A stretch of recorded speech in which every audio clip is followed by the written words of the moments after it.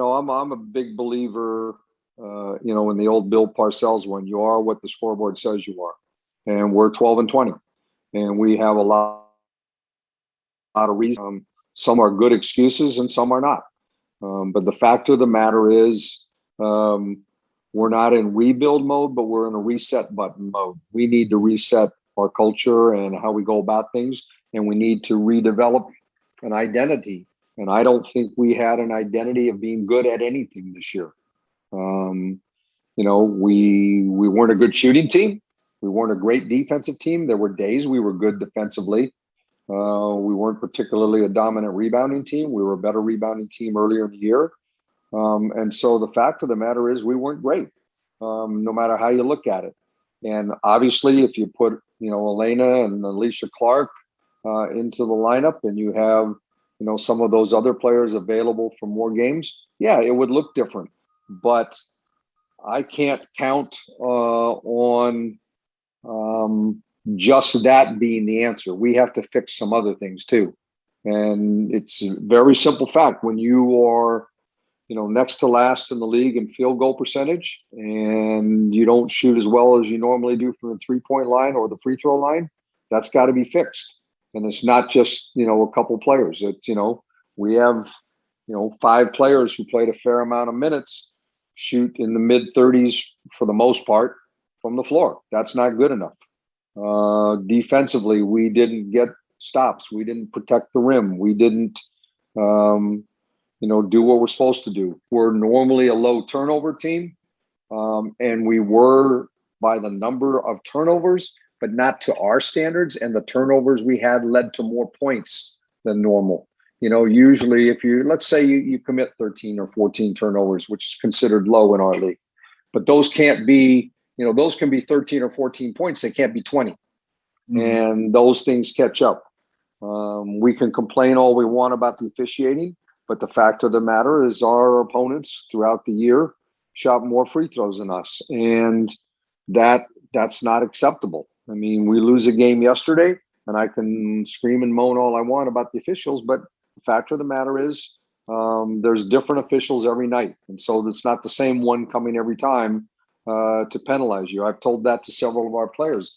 They're complaining that they're not getting good calls for them. Well, it's different. It's one thing if it's the same official making those calls on you, but when 25 different officials call the same call, then guess what? You're probably fouling people, so it's all of those things. And so we had people playing big minutes this year that wasn't the intention when we signed them. The intention was them to be role players and to, play 5, 10, 12 minutes, not to be playing 20 plus minutes as starters. That's a fact of the matter, but we have to fix that this offseason. And so it's, the coaches need to figure out, can we coach them better? Can we teach them different things? Can we improve how we practice? Practices have been tough. We didn't have practice guys, but that was the same for the whole league, the first half. So, but, we have to figure out ways to, when you're playing every other day for the stretch that we did, how do we manage that time maybe better? And it's all of those things, but talent at the end of the day, you have to have enough talent to win games. And my evaluation is through injuries and everything else, our talent wasn't good enough to win enough games. It just isn't. That's the fact of the matter. I think the thing that stood out to me the most is how we aren't great at one thing. I think if you look across the teams in the league, there's one thing that a few teams in this league can hang their hat on, one thing that they're going to do well every single night. And I'm not sure we gained that consistency as far as a team. And then individually, I just think I need to be better. If my teammates are going to trust me with the ball in my hands, not majority of the game, but most of our offensive sets, I think I can be better with time scoring situation. And then also being better defensively. That's what I was going to say. At this point, do you get away from it all and take a break and try to mentally clear out, or are you one of those ones that are like, I want to get back in the gym right now and start working on some of these things? Yeah, well, definitely can't stop working out. Gotta go play overseas. but I do have to unplug just for a little bit. It's been a pretty tough year, just with everything that we've honestly been dealing with in the world for the past 2 years. So just taking that time to kind of unwind a little bit, and give myself kind of that grace, honestly, to be like, hey, at the end of the day, this is where we are. You got to be where your feet are. This is what happened. And then about 2 or 3 days from now, I'll deep dive into it and figure out what it is that I need to get better at and what it is that I need to be working on. You mentioned wanting to get better defensively. Mhm. And, from where I'm sitting as decidedly a non-expert, you're a pretty darn good defender. So what does improving on the defensive end look like? My movements and the way that I'm able to guard the ball. I think I'm a good off the ball defender. I think I can do a lot better job of defending on the ball as far as getting over screens, not getting hit by screens, and communicating earlier and talking louder for my teammates. It's definitely like a privilege to actually like be on a scouting report. I remember like in college, my coach would always like joke around like, oh yeah, you're not on the scouting report for this, or you're not on the, like jokingly saying it. So just to be on the scouting report, I guess it's a privilege. But for me personally, like this season was just so many highs and lows because of one injury with my knee. Like I've never ever had a serious injury before, and then to sit out so many games and just have to like just be patient and trust my body and trust the trainers and the doctors. So that was annoying. And then when I got sick, that was even more annoying because we were really trying to make a playoff push, and then I get sick, and then now I have to sit out and try to come. Like it was just, this season was so many highs and lows, but I'm just grateful that I was able to play in the last game and like finish it out, like, not have to be on the sideline watching the last game, so I'm grateful for that opportunity.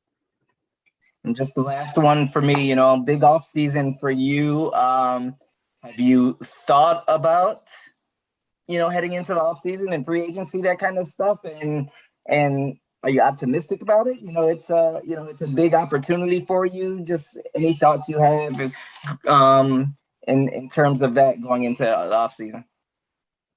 And yeah, like I have thought about it. I know it's like gonna be a big thing for me, because it's like it's my first year like being in this situation, and like you said before, just having the season that I did in the bubble, and parts of this season too, just showing what I'm capable of doing and what I can bring to the team. So yeah, I've thought about it, and I'm trying not to think about it as much. Like before I left the gym, I was actually talking to Tosh about like this, but she's like, don't even stress about it. Don't even worry about it. So that's what I'm going to do. Just whatever happens, happens. What are the biggest things that kind of stand out to y'all when you kind of reflect on how all of this played out?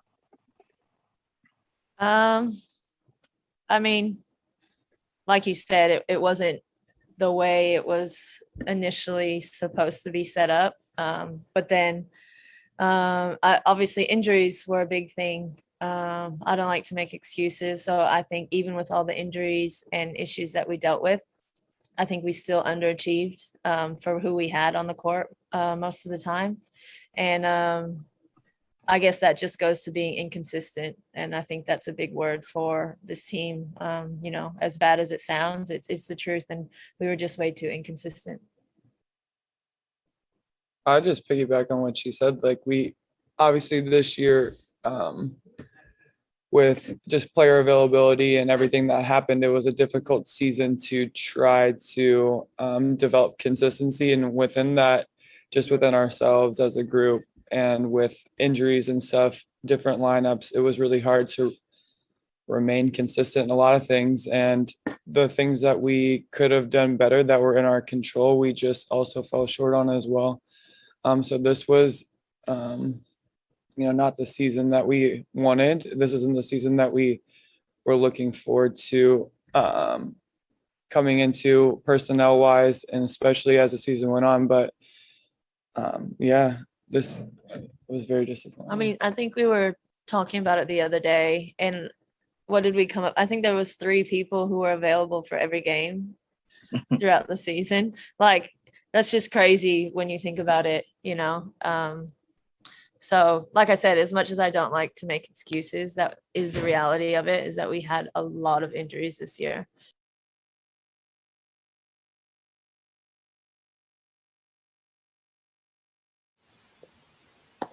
Good evening, everyone. Welcome to Focus TV. It's episode 225.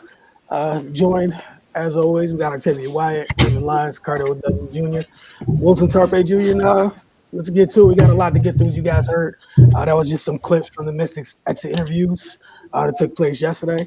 WNBA season. We're getting to the postseason. Going to touch on that later. Octavia's going to talk some NFC East. Ray's going to provide a little bit more detailed wrap-up of exactly what went on with the Mystics on Sunday. Quick update on DC United. And then, we'll see what Cardell has for us in rapid fire. But that said, Octavia, the floor is yours with the NFC East. Yes, another week of football has passed, come and gone. And we have had our first matchup within the division. This past Thursday, we had the Washington football team taking on the New York Giants. And it was actually an entertaining game, I'll say. It was an entertaining game. I'm sure if you were a part of the fan base, it was pretty stressful for you. But in the end, the Washington football team was able to come out victorious. They beat the Giants 30-29. Daniel Jones was 22 of 32. 249 yards, 1 touchdown, 9 carries for 95 yards and 1 touchdown as well. Saquon Barkley had 13 carries for 57 yards. Sterling Shepard had 9 receptions for 94 yards and 1 carry for -9 yards. And Darius Slayton had 3 receptions for 54 yards and 1 touchdown. On the other side, Taylor Heineken, 34-46, 2 touchdowns, 1 interception, 4 carries for 6 yards. Antonio Gibson had 13 carries, 69 yards, 2 receptions for 4 yards. J.D. McKissick had 4 carries for 10 yards and 1 touchdown and 5 receptions for 83 yards. Terry McLaurin, 11 receptions, 107 yards, 1 touchdown. And surprise addition, Ricky Seals-Jones, 1 reception for 19 yards and 1 touchdown. This game was just really, to me, like a game of second chances. There was a lot of situations that happened throughout the game where people weren't able to take the chance that they had and execute what they needed to execute. The big story that a lot of people are talking about, there's a lot of different storylines within this game. Number one, the Washington football team hangs their hat on their defense this year. And the defense isn't really starting off to the speed that a lot of people thought they would. A lot of people are talking about Chase Young being kind of invisible for these first 2 games. We know they struggled against the Chargers last week. And then going against the offensive line that we know that the Giants do not have, but of course they have. They were expecting a little bit more, but they were eventually able to get to Daniel Jones with 4 sacks. Jonathan Allen having 2, Sweat getting 1, and Fuller getting the other. So they were able to finally penetrate. It probably did not help, again, that the Giants' offensive line is been moved around, has been changed up so many times, and then they also did have a very, very big injury. Offensive line Nick Gates was carted off the field with an apparent broken leg. He had to stay in the area overnight and had to have surgery. So speedy recovery to him as well, which is just another big hit for the Giants with their offensive line. So it's going to be tougher for them moving forward. With that said, Daniel Jones didn't have a horrible game. He didn't throw the ball away. He didn't fumble the ball away. He didn't trip over his feet this week. Actually, it was somebody else who tripped over their feet this week, Darius Slayton. When in hindsight, looking at it, seems like he kind of got caught by the surf monster and the ball just went off of his fingertips where it would have been a beautiful touchdown for them. In hindsight, 2020, that touchdown probably would have been something to help them win the game. But on the other side of the ball, Taylor Heineke, I think he did what he needed to do. I don't think it was amazing. I think people think that it was amazing. I don't particularly think it was amazing. I particularly think it was, reminiscent of kind of what we saw last year when they played against the Bucks and he had a great game.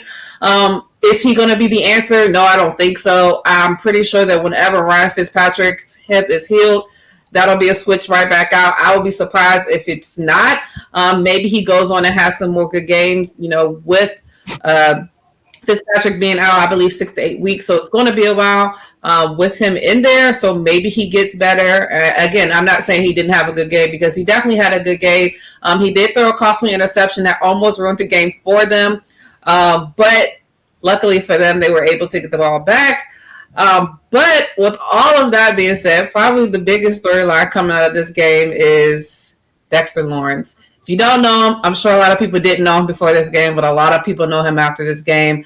I said earlier this week that I hate to really hang the hat on one person losing a game, but you had one job, bro. You just should have just waited until the ball got snapped. Had a false start penalty on the game-winning field goal for the Washington football team that Dustin Hopkins missed. But due to the penalty, they were able to retry, and the kick was successful. And that is how they won the game. It is the first time the Washington football team beat Danny Dimes ever, as broke a 5-game losing streak for them. Again, I don't think it was a great game for either team. One bright spot that I really liked, of course, is Terry McLaurin. If you never thought he was a number one wide receiver before, he is. Just let it go. He is. Imagine what he would be able to do with a top-tier quarterback because he has not had one since he's been in the league. So if they were ever able to get a great, great quarterback for him, I can't imagine how it would look. The others stepped up for them. I say others with quotations. Adam Humphries had a great catch to get them into field goal range. Ricky Seals-Jones caught a touchdown.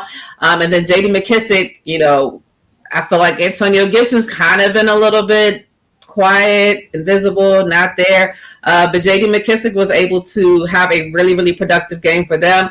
And all of those others contributed and everything that, the second chance that they got to kick that field goal and win the game was what they needed to do. So next week, the Giants will have, what seems like an easier game against the Falcons. We've seen the Falcons have been demolished in these first 2 weeks. And then on the other side of it, the Giants will play the Giants will play the Falcons. The Washington football team will have a very tough test playing against the Bills next week. We know they had a poor showing in week 1. They bounced back in week 2, and I can only imagine what's going to happen for them next week. Last note that I almost forgot, there seemed to be some type of scuffle or miscommunication or argument between Danny Dimes and Kenny Golladay, who seemingly was brought in to be the number one wide receiver this year. Doesn't seem like he's kind of happy right now. In my opinion, I feel like a lot of times when they bring a new wide receiver to the Giants, it never really goes well. I feel like Danny Dimes is already set with the guys he likes to throw the ball to, which is Darius Slayton and Sterling Shepard. And it just seems like they got into a heated discussion on the sideline right now. It doesn't seem like it's much, but we'll see what happens as the year goes on. Next game that was in the rotation for this weekend, the Philadelphia Eagles played the 49ers. Yes, the Philadelphia Eagles lost to the 49ers.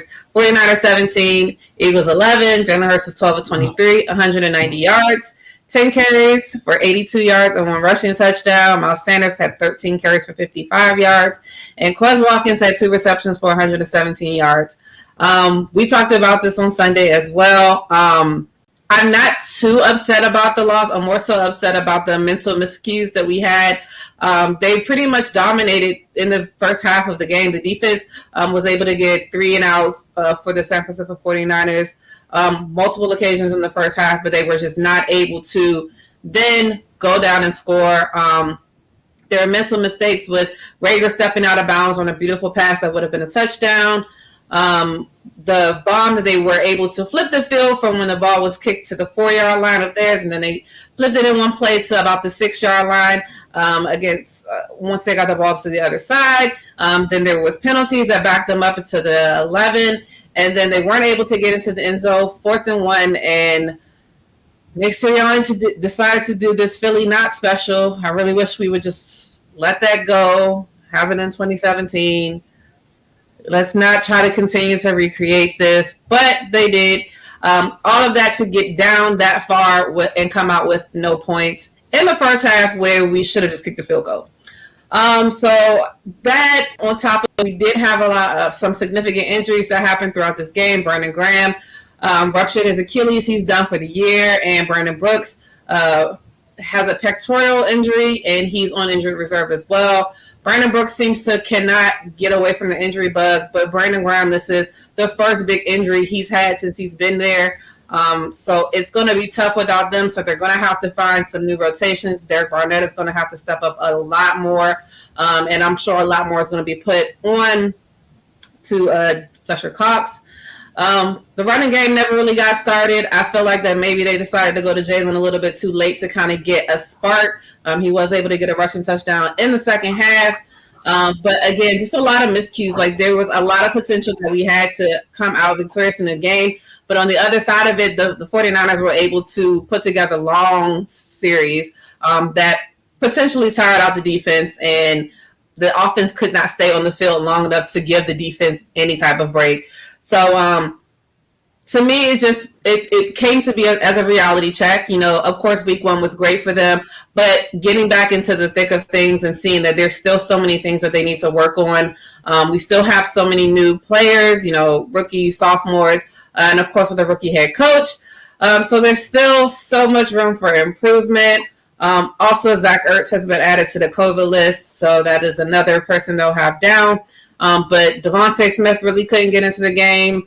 Dallas Goedert couldn't really get into the game. Quez, Jalen. It was a little bit difficult, but back to the drawing board, and it's not going to get any easier. These next 5 games that I looked at on our schedule is going to be ridiculous. Next week, they will face their NFC East rival, the Cowboys. And then after that, it's Cowboys, Chiefs, Bucks. The Raiders are playing well. The Panthers are playing well. So it's going to be a tough 5-game stretch for us. But last but not least, that team that we will be playing next week, which is the Dallas Cowboys. They played against the Chargers this week, and they were also victorious. They beat the Chargers 20-17. Dak Prescott was 23-27, 237 yards, and 1 interception. Tony Pollard had 13 carries, 109 yards, 1 touchdown, 3 receptions for 31 yards. Ezekiel Elliott had 16 carries, 71 yards, 1 touchdown, and 2 receptions for 26 yards. And CeeDee Lamb had 8 receptions for 81 yards. I was not surprised, but I was glad to see that they kind of gave Dak a break. You know, from throwing the ball 58 times last week to now going to 27 was a little bit more moderate. Honestly, I think that probably their biggest thing was the fact that they did not have Zach Martin last week, so they weren't really able to get a good running game started last week, and this week with Zach Martin back, you can see how that changed. My only concern is that it changed more so for Tony Pollard and not so much for Ezekiel Elliott. It's tough to see if there is a running back 1 now or if it's going to be a running back by committee, which we're not used to with Dallas. We're used to seeing Zeke being that guy. It just hasn't been it so far. But again, it's only week 2. I'm sure that they're still working on getting him acclimated back into the fold. Hometown talent, Trayvon Diggs, is showing up and showing out. Second straight week with an interception. He is living up to the Diggs name. If you don't know, that is Stephon Diggs, the wide receiver of the Buffalo Bills. Younger brother, Trayvon, he's showing up, which is a great sign for them because we know that their defense has been their Achilles heel. As much as it pains me to say, their defense looks good. They look good. As you can tell, Michael Parsons, you know, as much as there was so much talk on draft night about them really wanting Patrick Surtain, and having to quote unquote settle for Michael Parsons because of the Surtain going to the Broncos. So I don't know if you want to consider this a steal or not, but Michael Parsons to me is just a ball of energy. Wherever you put him, he's going to get next to the ball. And just to see him step in and play defensive end, taking the place of DeMarcus Lawrence, who has that foot injury right now, it just gives you all types of thoughts that you could pretty much move him anywhere and he's going to be productive for you. Now, The coaching staff, on the other hand, still a little suspect going on. The Cowboys almost gave this game away when they were finally able to get in decent field goal range. And for some reason, nobody was paying attention to the clock. And it just decided, like, okay, I guess we'll just have to kick a 56-yarder for the win. Luckily, Zerline was able to not recreate what he did before and actually hit the walk-off field goal for the Cowboys to get their first win this week. But the response and the reasoning behind whatever Mike McCarthy was saying about how they weren't able to, he said, the clock I was looking at went off, and then, Kellen, the clock he was looking at, a camera blocked it, and then I don't know about all the other 58,000 coaches they have that didn't see the clock, but luckily Dak was able to get it together. And I mean, I'm sure 56 yarders was not the goal that they were looking for a field goal, but it worked out for them in the end. Again, they will play the Eagles next week on Monday Night Football, so we will see. Hey, Rodney, I just want to say you were extremely petty. I just need you to know that. That's all I need. You had to cut the camera. When she started talking about the Eagles, they didn't need a live reaction shot from me. And then the picture of Jimmy, we just trolling. I appreciate you, Rodney. It's cool. I just want to say that. I truly I'm not that it. upset. I told you I'm not that upset. I was expecting. I told you on Sunday I was expecting worse. So I'm okay. I told you didn't have to worry about worse because Captain Limitations under center. You're good. Just put a blanket at the 15-yard mark. 15 down, top down. Don't got to worry about nothing. We're gonna take our first break. When we get back, gonna talk Ray to see how the Mystics season came to a close. You're watching the Focus TV. We'll be back very shortly.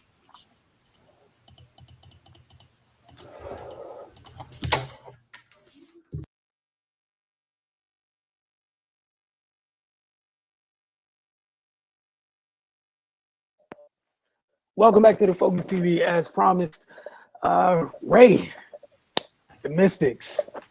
This might be your last Mystics segment of the season. Well, it probably is. So, floor is yours, sir. Yeah, Mystics, their season came to an end on Sunday. They lost to the Minnesota Lynx 83-77. I mean, it was a tough game. You heard Coach Tebow speak in their exit interview process, just kind of saying, they weren't able to establish identity or weren't able to maintain excellence at one thing throughout the season. And this last game was like just a microcosm of the year. They were great defensively in the second and fourth quarters, not so much in the first and third. And that's cost them the game, and that's cost them a lot of games throughout the year. And you heard everybody that spoke. They spoke about the the injury issues and the inconsistency with the personnel. But that's just a fact of life that they had to deal with. And they took ownership of that. Controlling the things they can control. No matter who's on the floor, you still got to play. You still got to execute. So I'm sure those will be some things that'll be revisited. Maybe the construction of the roster is going to be looked at. Because you got to prepare for these things now. I'm pretty sure no one was expecting for them to have a year like this, but now that you've gone through it, it will behoove you to have some form of contingency plan in place, just in case you got to plug people in to do a little bit more than what you signed them for. Is kind of what they ran into this year. Like Coach said, people they signed just to be strictly in reserve roles ended up being almost full-time starters due to everything they faced throughout the year. So yeah, man, it's going to be a big off season for them. The season didn't end how they wanted. Not making a postseason. I believe it's the first time since 2016. Only the second time since Coach T has been here that they haven't been able to make the playoffs. So I'm sure they're chomping at the bit to get back to it. And, they're going to go back to the lab and figure some things out, from a team standpoint. Natasha Cloud, she had been up and down pretty much the whole year. She took last year off, and then as a point guard, trying to get back into the groove and playing with a different lineup almost every night. It's not easy. And, what she needed to bring to the team changed as well. Me, Wilson, and Cardell have been talking throughout the season about her need to be more aggressive offensively. I'm sure that's a huge adjustment for her because she's typically the one that sets the table. And, she'll score here and there when she has to, but, that was a far cry away from, what her role had to become this year for them to be successful. And again, at times it was there, even on Sunday's loss, she led the team in scoring. And there have been a few times during the season when she's been able to carry them offensively and, and be and make herself a threat scoring wise. But, that's just not in her DNA as a player. And, that's just something she had to get used to. So, it is good to get that experience under your belt, just to have it there in case you need it. So next year, as she grows and becomes a better player, we'll probably see a little bit more of that from her. But again, just she summarized it as the season from hell when she spoke post game on Sunday, and I wouldn't even believe that to be an exaggeration because they went through it and capped it off with Coach T being in health and safety protocols for the last 2 games. So literally everything that could have happened to them happened this year. I think this is they have the right leadership for this group to have gone through something like that, because as we know, Coach Tebow, he's not about making excuses or accepting mediocrity, and he's going to hold them accountable and have them rise up to the challenge next season. This is the type of year where your response says a lot about you as a professional and as a basketball player. So I'm sure they're going to come back next year, with the same intensity that they did after they lost in the finals to Seattle. Their whole campaign that year was running back, and they responded by winning a championship. That was a completely different team, but if they're anything close to whole, they be a completely different team than they were this year. Of course, we know the situation with Atlanta. Then also with Alicia Clark missing the entire season. Those are 2 pretty big pieces that, that had obviously would have helped a lot, and then with them losing Aerial Powers, who coincidentally had a great game on Sunday to usher them to the offseason. Alicia Clark would have kind of fill that role, with her defense and her 3-point shooting. So yeah, man, it's going to be interesting to see what they do. They got a top 4 pick. They could trade that, or they could bring in some young talent. But we did talk post game the other day about them just needing to add depth in certain areas. So yeah, man, we know that they're probably right thinking about what they're going to do right now, and also with Maisha's impending free agency, we love to keep her here, but at the end of the day, it's a business. So she's going to do what she feels is best for her. Hopefully, that ends up with her in a Mystics jersey again next season, but we'll see. But yeah, man, it's a disappointing end to a season. But the ladies fought. They did what they could, and some things it just happens, man. So I'm pretty sure they're going to get back to the drawing board and see which ways they can capitalize and come back stronger next year. Yeah. And if you guys just want to hear a little bit more about that, check out our latest episode of Mystics Outlook. We kind of went into depth, the 3 of us, Ray, Cardell, and myself, just talking about, what's next. Specifically, as Ray was just mentioning, with the offseason, decisions will have to be made. See what Coach T has up his sleeve. Stick with the WNBA real quick. The playoffs start on Thursday. I know the Mystics aren't a part of it, but we're going to still address the playoffs. The postseason does start on Thursday. Going to take a quick look at the bracket. Just a reminder, WNBA, first 2 rounds, single elimination. Semifinals, and then the finals are best of 5. Looking at the first round matchup, you got the 5th seed Mercury hosting the 8th seed Liberty, the 6th seed Sky hosting the 7th seed Wings. And then as it goes to the next round, the highest seeded winner takes on 4th seed Seattle, and the lowest seeded winner takes on Minnesota Lynx. Neither of those sound very fun, but let's focus on, Thursday's matchups essentially. Cardell, just start with you, just looking at both of those matchups. Just some initial thoughts on that. Yeah, with Phoenix Mercury in New York, the game. For me, I'm gonna be looking at, for the matchup. For me, the thing I'm gonna be looking at is Natasha Howard versus Brittany Griner. We all know Brittany Griner's been dominant throughout the season, pretty much from the start to the finish. I know she got banged up with an ankle injury late in the season. She missed a game or two, but as soon as she came right back, she was still Brittany. You know what I mean? So it didn't really do too much. I know the Mercury won the series 2-1. You know what I'm saying? And I know Brittany Griner got the best of Natasha Howard late in the season, but Natasha had just returned. She didn't have her rhythm yet. She's back to being Natasha now, so that would be a total. And with playoff intensity, crowd, and all that, it would be a totally different thing when they match up. So I'm looking at that matchup because that matchup will obviously go a long way to determining who wins. Obviously, the health of Diana Taurasi, will she play? Won't she play? That remains to be seen.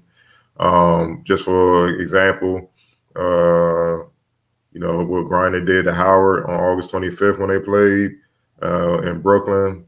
Griner had 26 points, 9 rebounds, and 6 assists, in the victory. Then she had an ankle injury the next game, and then they didn't play. She didn't play in the August 27 game. So that's how dominant she's been.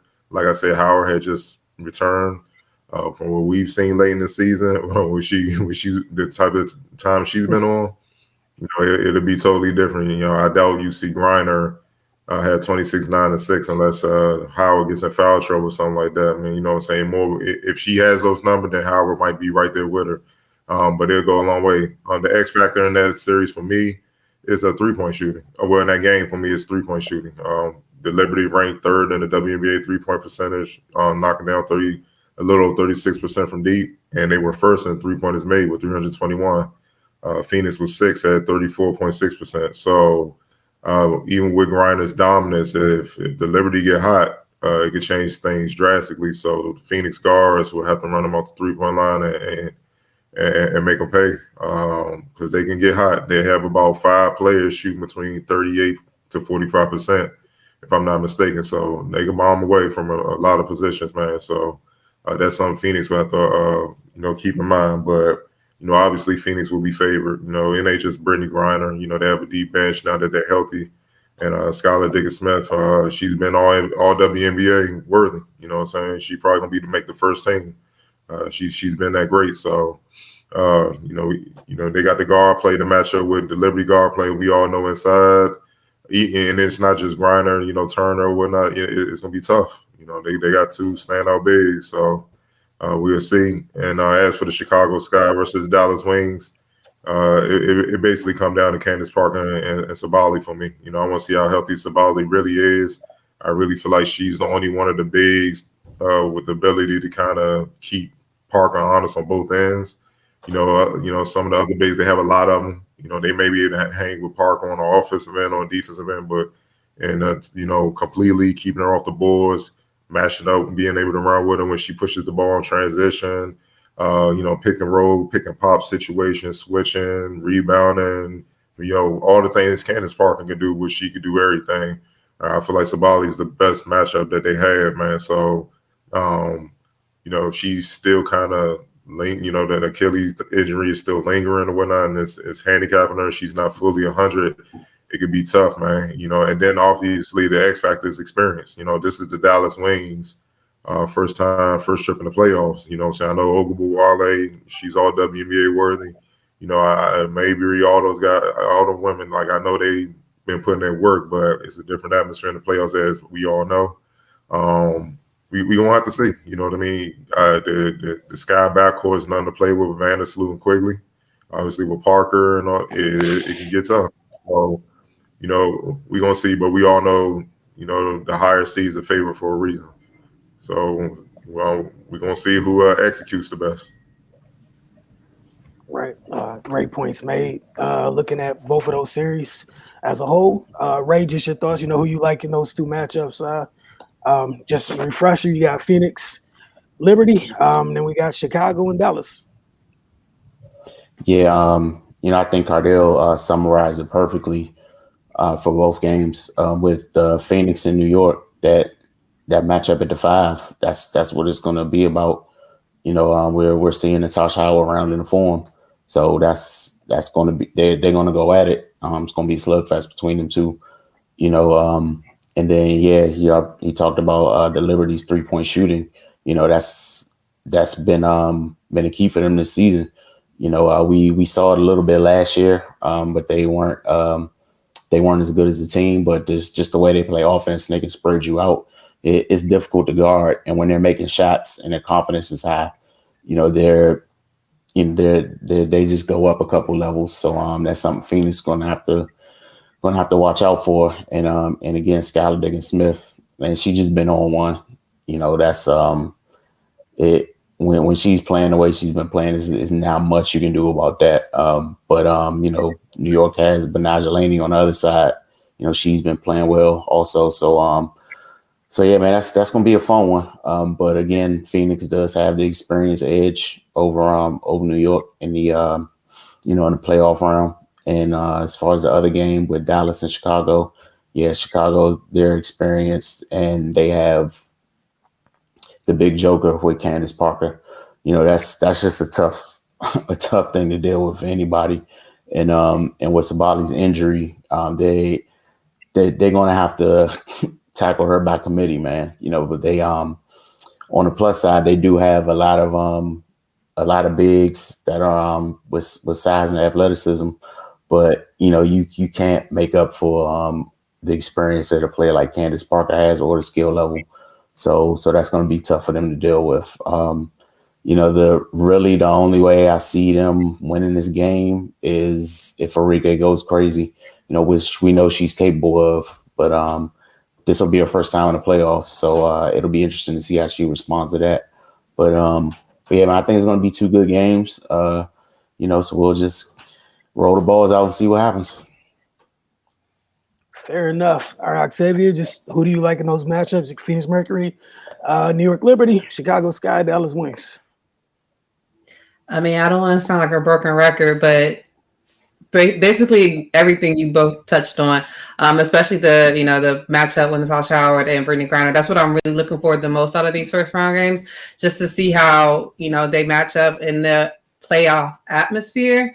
But I definitely think that the playoff experience is definitely going to come into play. It's nothing like it when you get into that situation, especially we know in the WNBA, it's one and that's it. It's not like in the NBA where now they have the play-in tournament in the NBA, but it's always been like that in the WNBA in the first round. So it's going to be hard. And then like you talked about Candace Parker, like I'm really looking forward to watching her play again in the playoffs as well.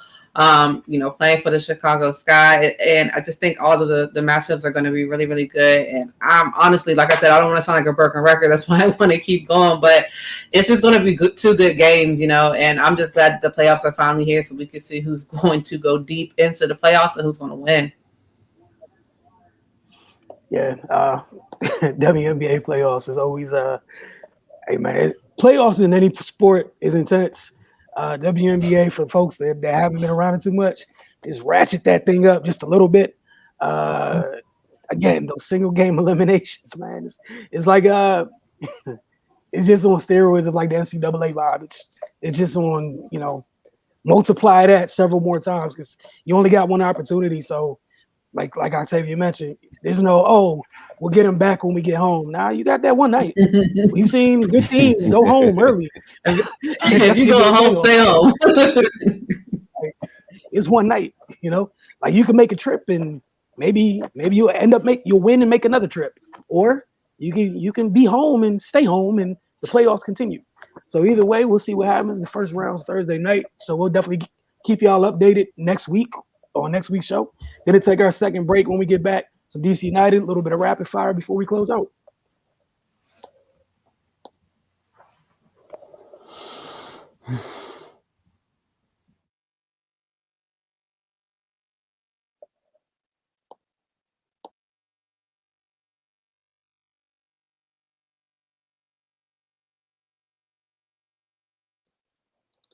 All right, welcome back to the Focus TV. As promised, quick DC United update. They were busy last week. 3 games.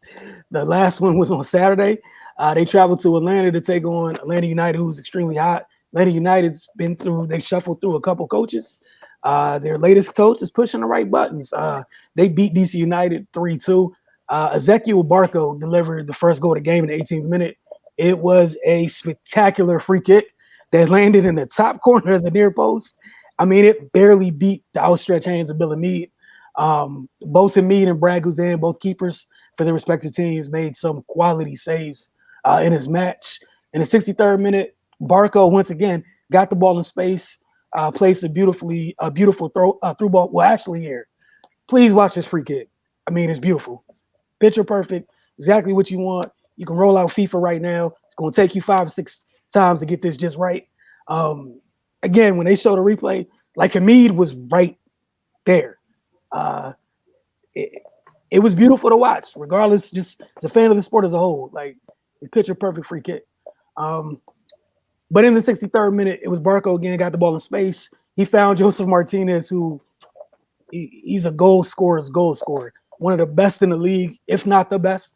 And, you know, when you give somebody like that an opportunity, they're probably going to finish it. Joseph Martinez put Atlanta United up 2-0. Bill had another huge save late in the game.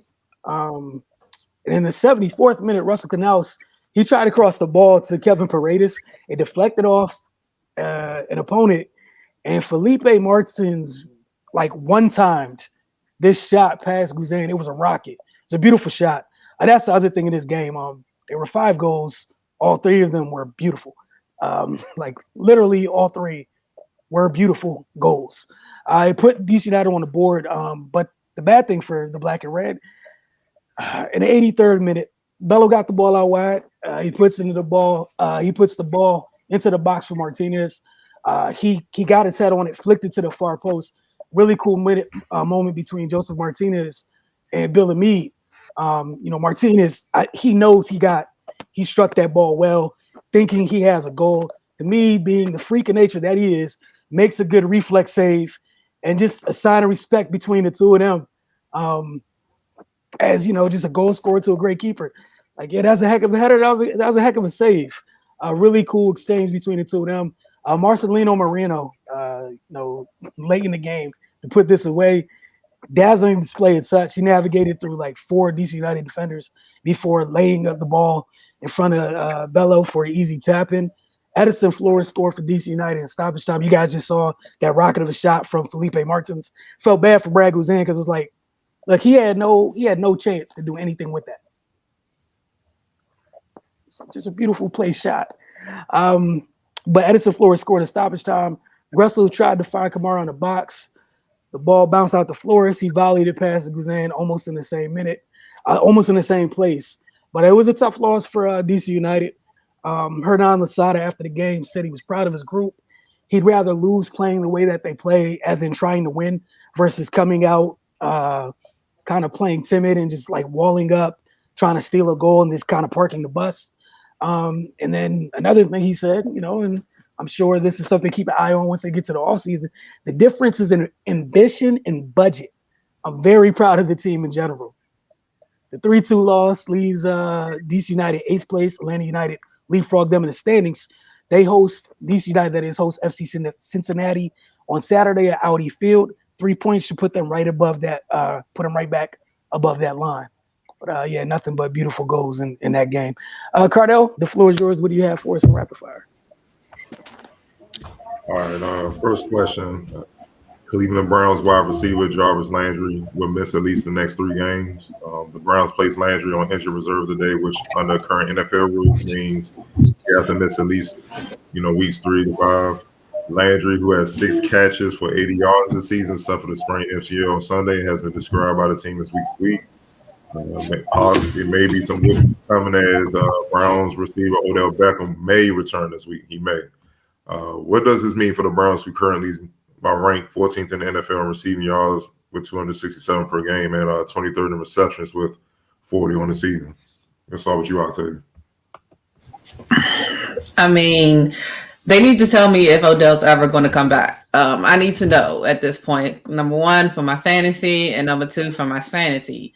At this point, I'll be honest. Like I felt like, I don't want to say he fell off when I talk about Jarvis Landry, but I just feel like he hasn't given me the production that I saw before he got to Cleveland, to be completely honest. So I honestly don't think much is going to change, because I feel like they're a running team. They're gonna run behind Chubb. They're gonna run behind Hunt. That's what they're gonna do, and then they're gonna. I mean, also hearing that Mayfield may have an injury. I can't remember off the top of my head what it is. Seeing how he's gonna react to it.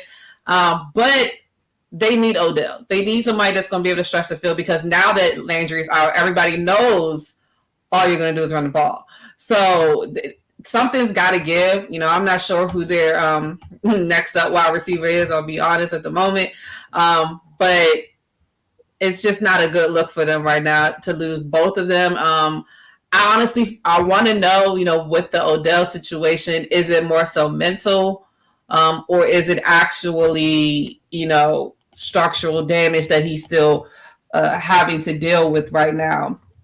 But because at this point, it's been a while. I feel like he went down around the same time Saquon did. But seeing Saquon at least get back out there now at least gives you positive, thoughts. But the fact that he didn't play in week 1, it was basically because they said he just didn't feel like that he could contribute that much in the game. Kind of gave me pause. It's like, is it that you don't feel like you can contribute much, or is it your mental, or is it actually your knee? So wondering if it's a mental hurdle that Odell has to get over, but them losing Landry is not going to bode well for them, of course, in the throwing game, but I think they'll also hinder their rushing attack. Right. Yeah, man, this is bad timing. They were already struggling throwing the ball, and then for this to happen, where you're basically down to your number 3 receiver kind of leading the charge. I mean, like Octavia said, people just going to pack the box, because your passing game is going to be pretty much non-existent. There was a lot of hype about them coming into the season. They were they were expected to be one of those teams that were going to make a leap, but things aren't starting off well for them. And in regards to Odell, yeah, man, that's a touchy situation right there. I kind of forgot the guy was on the team.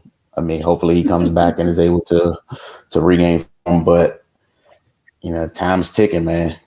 And we know patience is short in the NFL, so it's going to be interesting to see how that works out. Hopefully Landry can recover and get back in 3 weeks, and there's still a season to be salvaged. I know it's still early, but if things get going downhill badly, then they might not be able to recover. And that would suck, given it's how they seem to be climbing the ranks, and just to get these roadblocks. I don't know, man. That's going to be it's going to be tough for the mental state of the entire team, having to battle through stuff like this. But they're professionals. That's what they get paid to do. So it's going to be interesting to see how their season plays out. Wilson. They need him back. I think it'll help more so to kind of keep defenses from crowding the box. Not to be mean, but like when he was healthy, it's not like they really optimized his usage, in Cleveland to begin with. But at least from the opponent's standpoint, like it's still Odell freaking Beckham. Like, you know what I'm saying? Like, pay attention to him. You don't want to get caught sleeping. Donovan Peoples-Jones probably get a little bit more upset in his usage. Baker's dumb comfortable with him. And I know this sounds crazy, Baker. Use your tight ends. I know it's wild, but Njoku, you got a pair of decent ones. Like Njoku's kind of sort of freak of nature. He's open quite often. Just use him. I think they can get through this because, yeah, they are a run-first team. Baker's forgot about them too. But, play action, use your tight end. They can get through this, but it's going to hurt because it felt like at least like when Baker starts getting in trouble sometimes, we know that he at least can find Jarvis. Here, take it. Like he's comfortable as like a security blanket to a degree. So, maybe want to go take Njoku out to dinner, get to know your tight end. See how that goes. All right. This one especially for Octavia, but this summer, Carmelo Anthony said LeBron called with a simple message: the time is now. Anthony signed with the Lakers and is expanding further on in conversation. He won $1 million worth of game. He said it was a real call, though. It wasn't like no BS. It was a real call. I wasn't expecting it from him. We talked about it years before about getting with each other, but I heard it, and that's my brother. I've known him since we was 15, 16. I heard it. Yo, I need you. I was like, say yes. You ain't got to say nothing. I already knew what time it is when you hit me direct. The GM ain't hit me. You the GM, anywhere. I ain't gonna say it. He hit me. He was like, yo, champ, the time is now, and you felt it. I felt it. Just what are your thoughts on, two-part question. What are your thoughts on, LeBron obviously calling and saying he need him, at this stage in their career, and, Melo confirming what we all have been feeling for a long time, that LeBron is indeed the GM on his team. Yeah.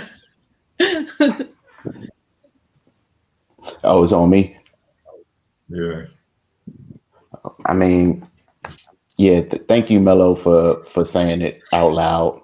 So now people can just move on with their life. It was obvious that that's what's been going on, but yeah, man, that's what comes with getting LeBron on your team.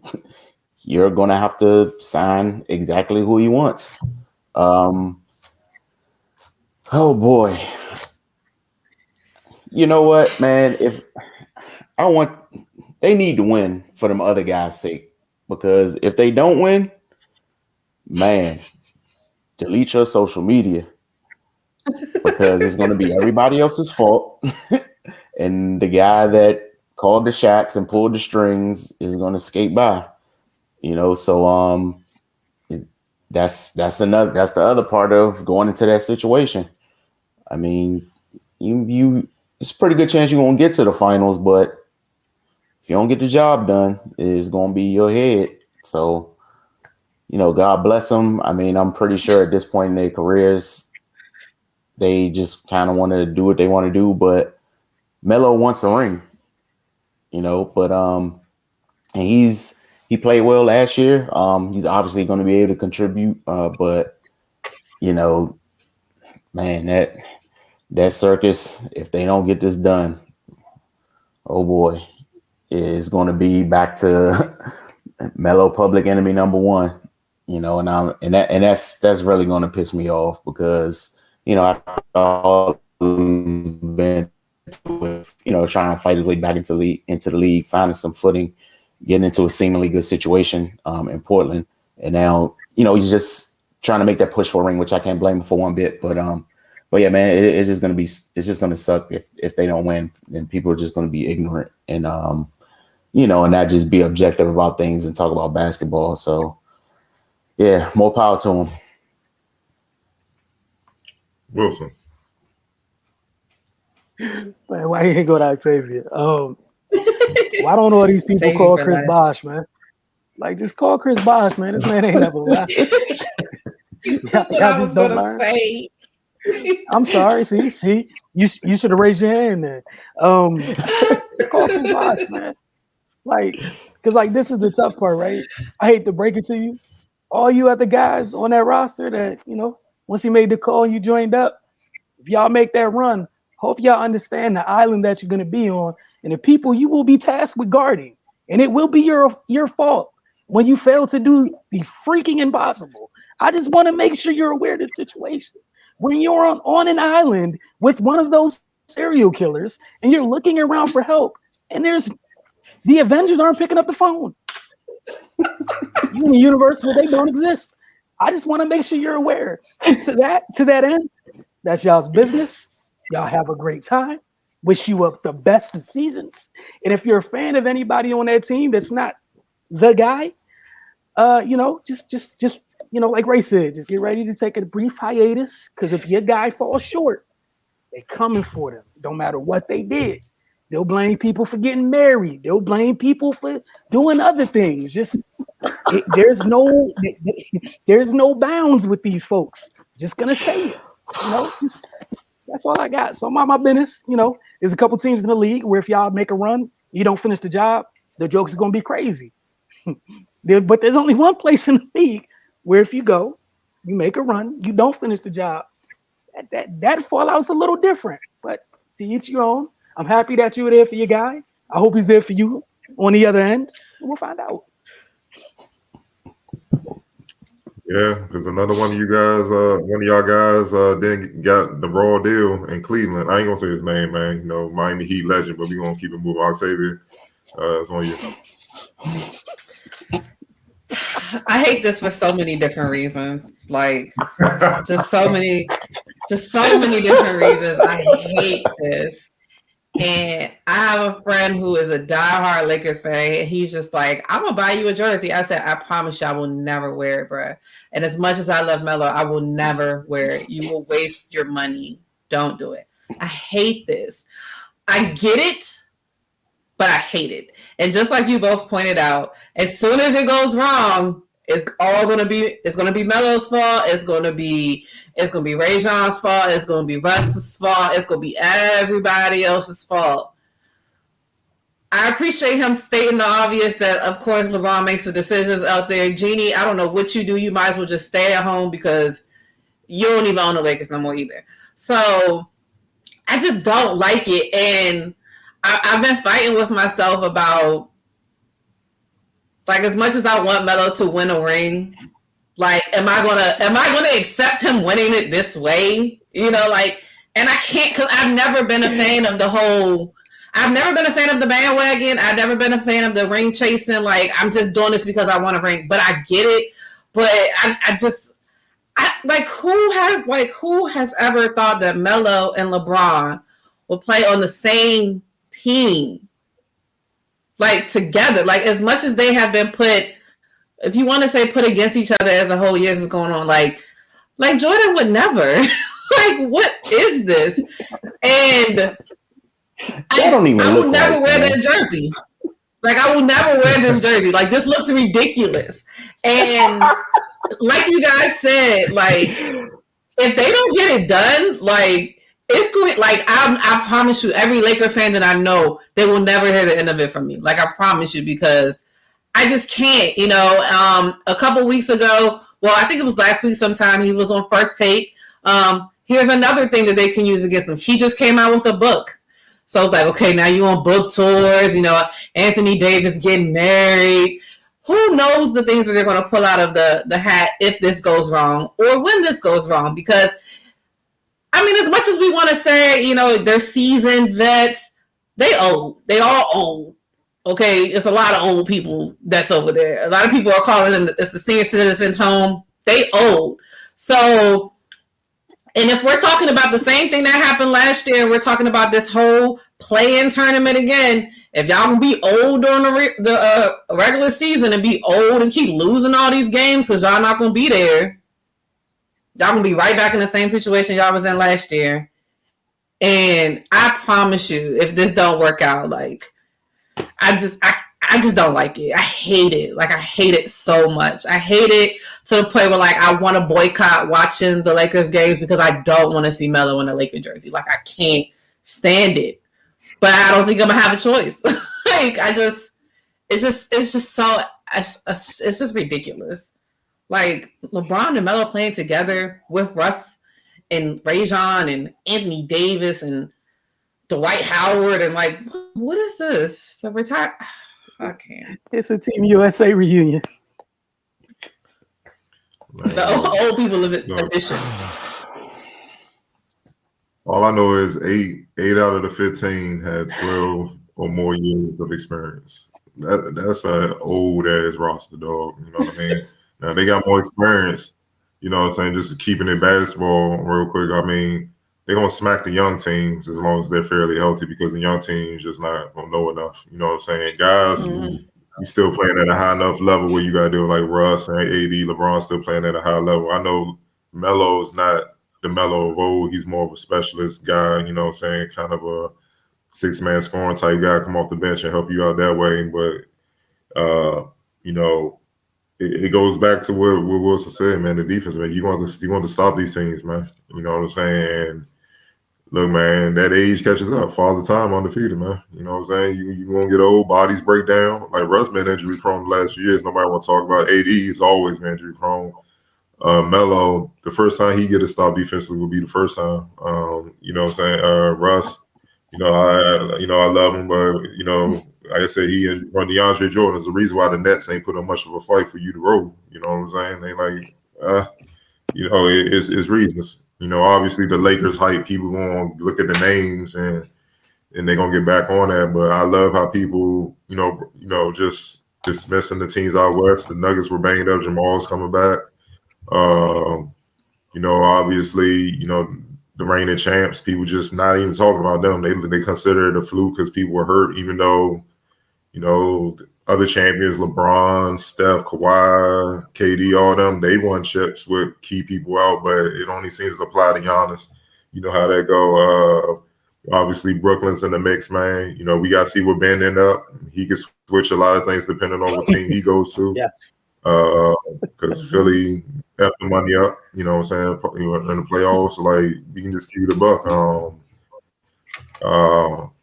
I'm just trying to throw in there off the top of my head teams that are kind of Clay on the coming mix. back. The Golden State. I like what Miami did, low key getting Kyle Lowry, boys. You know what I'm saying? They finally got the point guard that they've been looking for. You know what I'm saying? The Clippers, you got to kind of knock them down because Kawhi ain't gonna be back for a minute, come off his injury, so you can't really put them in that mix. I mean, it's teams that are kind of on the verge, but like I said, we know the three-headed monster of the three. Milwaukee, Brooklyn, and you know what I'm saying, and the Lakers on paper. You know what I mean? So we're gonna see. But the GM thing, I'm glad he just kind of confirmed it. Appreciate Melo for being real, like he always is, man. Because I love how people just try to act like LeBron is just all innocent, sitting in the wings and all that. And Pelinka just making moves, man. Like, no. When dudes get shipped out overnight, they have a bad performance, they just get shipped out.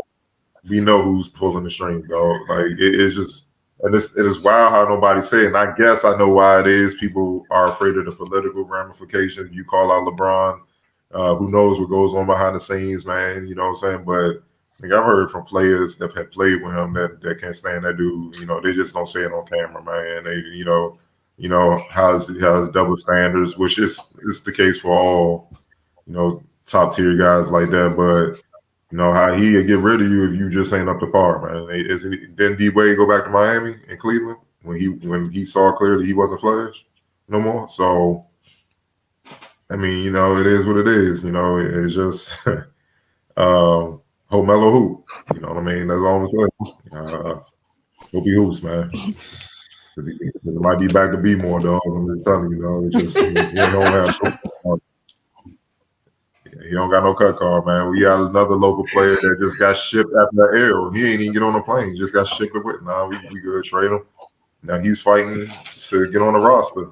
Non-guaranteed contract. Like, dang, it's cool how you do certain plays. I'm just saying it, but it's strictly business, man. We can't look at LeBron because the owners do it all the time, right? So. It is what it is, man. But it'll be interesting. Last one before we get out of here. Ron Rivera on taunting penalty. You can celebrate, but we're trying to prevent a brawl. As one of the members of the NFL's competition committee, Washington head coach Ron Rivera has a say in the points of emphasis for officials during the season. Through 2 weeks, the emphasis on taunting fouls has drawn a lot of criticism, including from the NFLPA. So far, officials have thrown 11 flags for taunting, which is the same number of taunting fouls that were handed out the entire 2020 season. Even Seattle head coach Pete Carroll said that while point of emphasis was a good thought, it's hard to manage it. On Tuesday, Rivera addressed some of the criticism. He said, we've had this example where one guy taunts a guy, then a guy comes back for a little payback, and the next thing you know, you got a big fight on your hands. You got guys coming from left field hitting each other, and that's really what, to me, I think the referees are relevant for. They're just trying to get it quieted down. And that's really what, I mean, you could do the celebration. They sent the tape out explaining exactly what's taunting and what's not. I think if you look at the tape and you follow the tape, then it makes sense. I mean, I'm all for the celebrations. Remember, we, with the Panthers, were the 2015 team that everybody was mad at because we were dabbing and stuff like that, taking pictures on the sideline. So you want these guys to keep their personality. You want them to be who they are because these guys are explosive players that make dynamic plays. But the intent is so that somebody doesn't do something, they get somebody to come back with a little retribution. You don't want that. You don't want somebody out for revenge. That's what we're trying to prevent. And again, whether we want to be or not, we are examples. We're role models. So if you're going to do something, do it within the rules. Get up, do your ball drop, do your dab or your dance, whatever, but don't do it towards somebody. Don't step over somebody or drag your leg over somebody. That's what we're trying to prevent. Oh boy. Just what are your thoughts on this on this taunting thing? We're gonna start with you, Mr. Wilson. No fun league, man. You know, they're doing what they do best. Like, you'll market people having fun so they watch your product, but then when they have fun, you police the fun. It's already a super extremely violent game with multiple collisions to the limits of car crashes for 60 minutes. But your issue is when some of it goes overboards. Look, I think it's not too hard. You're an official. You know when games are overly chippy. Yeah, if somebody steps over somebody, cool, man. Go let them know. It's fine. But some of the calls, I'm sorry, Mr. Rivera, some of the calls, I know some of the stuff I've seen that were called, y'all got to relax. And this is the other thing. It's a good idea. I understand the intent. The problem is I don't trust the officials to have the maturity to discern the difference between dragging my leg over your head and just celebrating outright. Because to some officials, how dare you, young man, celebrate? I'd like to get home. I'm throwing the flag. To someone else, y'all let people get ready to brawl and start a brawl. And then, oh yeah, I got to throw my flag. So it's going to be one of the many rules in NFL that isn't officiated correctly. You know, I get it. Just it's going to be bad. And then they're going to run it back. They're going to like peel it back by playoff time after giving people's flags for 17 weeks because it's the NFL. So I can't wait to watch how this plays out. And shout out to the NFLPA for showing up late as usual when I'm sure you were aware of this. But now there's an issue. So kudos. Not shocked. Octavia. Boo! I hate it. It's terrible. It's ridiculous. Like Wilson said, it's the no fun league. Like these players have been doing this their whole lives since like playing ankle biters, middle school, high school, college. Like it takes the fun out of it. It takes the joy out of the hard work that you put in week in and week out to then go out there and celebrate. There's nothing wrong with a little bit of taunting. Like, I think it's fine. It's cool. Like, I understand when they get to the situations where, you know, the whole Myles Garrett and Mason Rudolph situation. Now, yeah, I get that. You know, can't hit somebody in the head with a helmet. That makes sense. But Tyreek running down the field going like this, these are grown men. Like, yeah, and it's a high intensity sport, and it's everybody's emotions are high. Like, it's hard, like Pete Carroll was saying, it's hard to dictate that, and it's hard to stop that in the moment. And I don't think that somebody should be penalized 15 yards for that. You know, like that, to me, that's just crazy. Maybe do it as a warning, like, hey, don't do that again. You know, like something like that. But like to penalize somebody 15 yards for flexing at somebody, I just think it's ridiculous. Like it's dumb. I hate the whole rule. Right. Yeah, Ron gotta go somewhere else with the BS, man. Like, like this is foolish. I mean, like Octavia said, man, emotions are running high. You know, and it's a part of the game.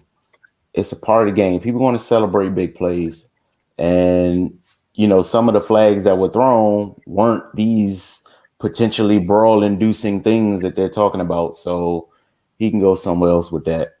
You know, what they need to be throwing flags for is the dummies that celebrate when they're losing 35-3 and they get a first down. Like, throw a flag for that. Or when the quarterback throw the ball into the third row and the DB is acting like they made some type of great defensive play. Yeah, you deserve 15 yards for that because you didn't do anything. That's stupid. But, like, come on, man. Like, it's entertaining for the fans to watch. You know, these players are able to, you know, bring some life into the game like that. To get rid of the whole rule, man. It's giving me NBA dress code vibes, man. Like, to be perfectly honest, like for real, man. Let these dudes have some emotion. Let them be human. Let them enjoy themselves. Like what they want them to do after somebody scores a 90-yard touchdown, just hand the ball to the ref and shake his hand. Like, yeah, they gotta go. While the crowd is going wild. Right. Well, one thing I want to know how many flags were thrown for white players. Because it seems like this is something targeting, you know, what we do. You know what I mean? It just seems like it's always something about what we do. But that's another conversation for another day. Because I guarantee you, if Tom Brady spiked the ball, he do a little dance, they gonna blow that up. They would never dare throw a flag on him. You know what I mean? So, look, man, I'm just a firm believer. It's just competition, and I'm a firm believer in if you don't want them dudes celebrating, keep them out the end zone. It's really simple. You know, lock them up, and then y'all celebrating. You know what I'm saying? Like, it ain't nothing to celebrate about. We getting punished out here. Now I get it. If it's something excessive, like I remember years ago when T.O. kept running to the damn Cowboys show, like the little star and all that. Yeah, I'm gonna go versus ass, Johnny, because you and he try to act like he ain't know what he's doing. But then it goes back to my first point. Keep him out the end zone, you ain't gotta worry about it. So you know what I'm saying? But that's what I guess Bear is trying to hint towards something excessive like that. I get it. But most of the time, it's harmless stuff. Like, I remember Chad Johnson. I used to love when he scored because you never know what he was going to do. I love when Joe Horn brought the phone out. Chad Johnson, you know what I'm saying, Hall of Fame Joan. I like when they did the Any Given Sunday Joan, man. They threw it up there like a bomb, like creative stuff like that's fun, man. That draws the crowd into it, man. And like I said, it's so damn hard to score a touchdown, though. Like, they should celebrate, man, especially if it's rare for you. They don't get a lot of passes or something. You the third string wide receiver, or like you just broke through in the NFL and you finally getting your opportunity, you score or something like that, man. Hell yeah, man. Or if it's just competition, you know what I mean? Like if you going against another dog, you a DB, you receiver like Dion. I remember the famous play him Andre Rison. You know, his first time back in Atlanta, they got into a fight. Next play, he intercepted the ball. And he run down the sideline looking at him and stuff like that. And you know what I'm saying? Like, you know, just looking at the whole Atlanta, like, yeah, I built this. And then did his dance. And then what he said, you know, snap the picture. He did the pose and snap the picture. You know, like, that's fun. You know, that's just competition. And these white folks just need to go here. I'm going to just say what it is, man. These white folks need to like, look, man, if you're married, get some Viagra, go relax. You know, drink some wine, do whatever you do. Go chill, dog. Like, release some tension, right? Because y'all policing the wrong stuff. Like, y'all just it's happening in the NBA. It's so many different. They just poking at stuff they don't need to be poked at. What draws everybody in at the end of the day is competition. Leave it alone. Let them compete. Don't change the rules. Don't do that. And be competitive. They don't have enough control after they effed up and allow somebody to score on them, not to retaliate.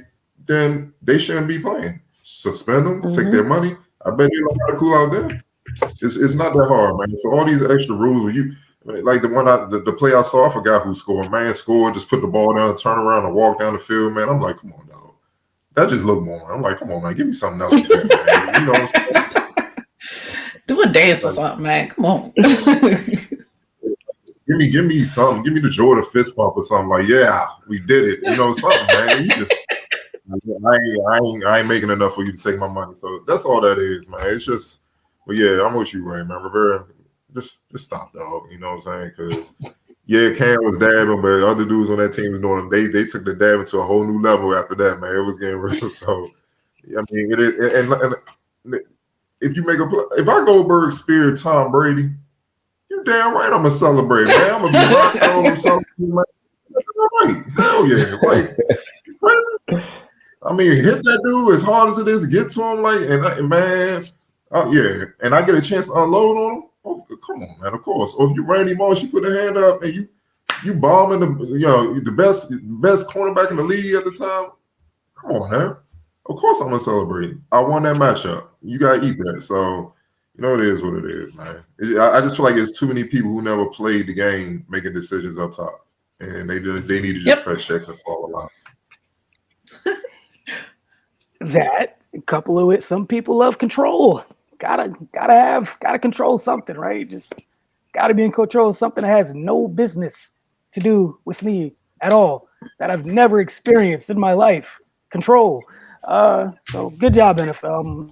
I'm interested to see all these because I guarantee you all the people that all the plays that get flagged will still be used in your marketing weekly for what games get played. So great job, guys. Bro, they already real hitting out the game. They already took hitting out the game, bro. I mean, if your helmet accidentally get in the way, it's a penalty. Come on, man. You're not allowed to check anybody for coming across the middle anymore, man. You're not allowed to. So look, everything's watered down. NBA, you can't even defend dudes. You got this crap in the event. Boxing, they barely even box anymore. Like the top ain't even fight anymore. Like it's across the board. It's y'all messing up sports based on some of how y'all grew up. Leave it alone. I mean, they be fighting in hockey though. There's never labels. There's a certain label. They never get passed across that though. They even set a time. They just stand there and watch them fight. Take a couple swings. Go ahead. I'm just saying, we really don't watch this shit. I'm just saying, like, I'm just keeping it buck. We not catching no sports now. They run them. Ain't anybody sitting there watching a 3-hour hockey game for real, man. Like, I don't know that one person. No, but I mean the fact that I'm just talking about the fact that like they legitimately fight, and we're here talking about getting flags. You're right. Flags for. Right. I'm not getting you. I'm just saying in comparison to each league. I mean, come on. Yeah, it's entertainment when the white boys fight, but when the N-word fight, it's an issue. They're celebrating so much, nobody wants to see that. Fine them, suspend them for the season. Shouldn't have a job. Like, it's definitely. I could think of a couple hundred other things going rampant around that league that should be checked into. The way y'all treat women, but hey, another story, another day. Go ahead and worry about the flags though, because hey, there's nothing else that goes on in the NFL. Want to thank you all for tuning into the Focus TV. We'll see you guys next week, same time, same place. Rodney, appreciate you. Don't forget Wednesday mornings on Roku, on our Roku channel, Friday nights, DC TV. And then there's always, nothing stopping you from heading over to thefocustv.com. Check in with us each and every day, see what we got going on. NBA is back next week, like literally just that quick. So, as Cardell said in the post earlier, no break for the weary. So I look even more tired next week. Guarantee it. See you guys next week. Y'all have a good one. Oh, really? This is what you're doing?